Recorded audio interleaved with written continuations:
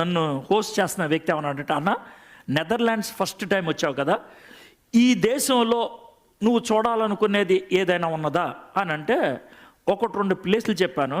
కాకపోతే ఒక ప్లేస్ మాత్రం వాళ్ళకి అర్థం కాల. నేను ఒకటి రెండు చెప్పాను, అది పాపులర్ ప్లేస్లు. ఒకటి వాళ్ళకి అర్థం కాల. బ్రదర్ ఈ ప్లేస్కి వెళ్దాం అనుకుంటున్నానంటే, అంటే అన్న అదేంట మీకు కుదిరితే కనుక అక్కడ తీసుకెళ్ళండి, మిగిలిన వదిలేసినా పర్లేదన్న. నేను అడిగింది ఏంటనంటే, ఒక అడ్రస్ ఇచ్చి ఆ అడ్రస్ దగ్గర ఆ ఇల్లు ఒకటి ఉంటుంది, ఇల్లు చూసి రావాలన్న. తీసుకెళ్ళారు. తీసుకెళ్తే అక్కడ ఒక వాచ్ రిపేర్ షాప్ ఉంది, వాచ్లు రిపేర్ చేసే షాప్, కార్నర్ ది షాప్ ఉంది. ఆ షాప్కి వెళ్ళి చూశారు. నేను అనుకున్నది అదా కాదా అని వెరిఫై చేసుకున్నా. అదే ఆ షాప్లో ఒక ఆయన వాచ్లు బాగా చేస్తున్నాడు. నేను దగ్గరికి వెళ్ళాను. ఎక్స్క్యూజ్ మీ సార్, పైన ఇల్లు చూడొచ్చా అని అడిగా. నా పక్కన ఉన్నవాడు ఇదేంటి ఇలా మాడుతున్నాడు అనుకున్నాను. పైన ఇల్లు చూడొచ్చా అని. చూడొచ్చు సార్, ఈ పక్కన ఉన్న మెట్లను. వీళ్ళకేం అర్థం కావట్లా. పైకి వెళ్ళా, పైన ఇల్లు ఖాళీగా ఉంది, 2 బెడ్రూమ్లు ఉన్న ఇల్లు. ఆ ఇల్లు చూస్తా ఉన్నా, టకటక 4-5 ఫోటోలు తీసుకున్నా. ఏంటన్నా ఇల్లు, ఇంట్లోకి వచ్చావేంటి, ఫోటోలు తీసుకున్నావేంటి అన్నాడు. కొంచెం లోనికి వెళ్దామన్నా. ఆడికి వెళ్తే బీరువా ఉంది. ఆ బీరువా కింద అర ఉంటుందే, ఆ అర గోడ పగలు కొట్టేసి ఉంది. అన్న ఏంటిది అన్నాడు. ఈ గోడలోంచి వెళ్తే వెనకాల ఒక గది ఉంటుంది. ఏంటన్నా ఇదన్నా అంటే, 1930వ సంవత్సరంలో జరిగిన విషయం. ఇక్కడ 10 బూమ్ అనేటువంటి ఒక ఆయన ఉండేవాడు. ఆయన కింద ఉన్న వాచ్ షాప్లో పనిచేసేవాడు. ఆ టైంలో హిట్లర్ అనేటువంటి ఆయన యూదుల్ని చంపేస్తున్నాడు.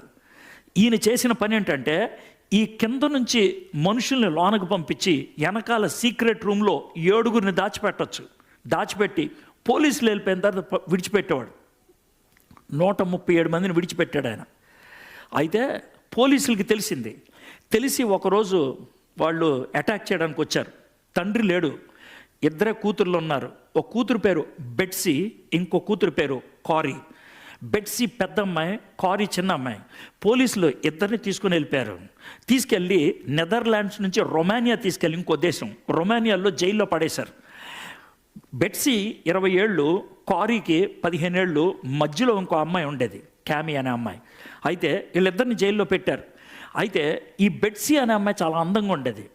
ఏ జైల్లో పెట్టారో ఆ జైల్ వాచ్మ్యాన్ ఉంటాడే, ఆ వాచ్మ్యాన్ బెట్సీని పదే రేప్ చేసేవాడు. లోనకెళ్ళి కూడా తీసుకెళ్ళేవాడు కాదు. చెల్లి చూస్తూ ఉంటే చెల్లిని గట్టిగా చేతులు కట్టేసి, అక్క బట్టలు చింపేసి చెల్లి ఎదురుగా రేప్ చేసేవాడంట. చెల్లి చెప్తా ఉంటుంది, ఒక్కోసారి మా అక్కని రోజుకి 4 నుంచి 5 సార్లు రేప్ చేసేవాడంట. ఆమెకు ఓవర్ బ్లీడింగ్ అయిపోయి ఒక దినాన్న బెట్సీ చచ్చిపోయింది. బెట్సీ చచ్చిపోయిన 2 వారాలకి ఒక టైప్లో మిస్టేక్ జరిగి కారీని వదిలిపెట్టేశారు. వదిలిపెట్టకూడదు, ఎవరో టైప్ మిస్టేక్ చేసి కారీ అని పేరు కొట్టారు, అందుకే వదిలేశారు. కారీ బయటకు వచ్చేసింది. బయటకు వచ్చిన తర్వాత ఆమె నెదర్లాండ్స్ ఉంటే డేంజర్ అని జర్మనీకి వెళ్ళిపోయింది. జర్మనీలోకి వెళ్ళిన తర్వాత ఎవరో ఆవిడ స్వార్ చెప్పారు, మారు మనసు పొందింది. అది వాళ్ళకి చెప్పాను. ఇది నెదర్లాండ్స్ నుంచి జర్మనీ వెళ్ళాను. జర్మనీ వాళ్ళు కూడా అదే అడిగారు, అన్న ఇక్కడ ఏమైనా చూడదలుచుకున్నారని. నేను ఒక చిన్న చర్చి పేరు చెప్పాను, ఆ చర్చి చూడాలనుకుంటున్నానని. పెద్ద కెథీడ్రల్స్ ఉంటాయి, ఆ పేర్లు చెప్పలా, అవి చూడొచ్చులే, ఇది చూడాలని. అదేంటనంటే 150 మంది పట్టే, దీంట్లో సగం ఉండేటువంటి ఒక హాల్, బ్రదరిన్ చర్చ్. అది సగం ఉంటుంది అంతే. అది ఆ హాల్. అక్కడికి వెళ్ళి కొద్దిసేపు అన్న, ఏంటన్నా ఇక్కడికి వచ్చారన్నాడు. ఇక్కడ మే 18వ తారీఖు 1947వ సంవత్సరం ఓ విచిత్రమైన సన్నివేశం జరిగిందన్న. ఏంటనంటే, ఏ అమ్మాయి అయితే జైల్లో వాళ్ళ అక్కని రేప్ చేస్తుంటే చూసిందో ఆ అమ్మాయి కారీ, బయటకు వచ్చిన తర్వాత మారు మనసు పొందింది. మే 18వ తారీఖు 1947వ సంవత్సరం ఇదే చర్చిలో ఆవిడ వాక్యం చెప్తా ఉంది. ఆ రోజు ఆవిడ వాక్యం చెప్పింది క్షమాపణ గురించి. ఆ రోజు వాక్యం చెప్పింది ఒకరితో ఒకరు సరి అవటం గురించి. ఆ రోజు బాగా వాక్యం చెప్పి, మీలో ఎవరికైనా ద్వేషాలు ఉన్నాయా, మీలో ఎవరికైనా ఒకళ్ళ మీద ఒకళ్ళు కోపాలు ఉన్నాయా, క్షమాపణ చెప్పుకోండి అని అంటే అందరూ కూడా ఒకళ్ళొకళ్ళు ఐఎమ్ సారీ అని ప్రార్థనలు చేసుకుంటున్నారంట. ఈవిడొక్కతే దేవుణ్ణి స్తుతిస్తూ ఉందంట. స్తుతిస్తూ ఉంటే ఒక పెద్ద ఆయన 150 మంది ఉంటారు, ఆ 150 మందిలోంచి నడుచుకుంటూ వస్తున్నాడంట. ఈయన ఎందుకు నా దగ్గరికి వస్తున్నాడు అనుకుంటుంది.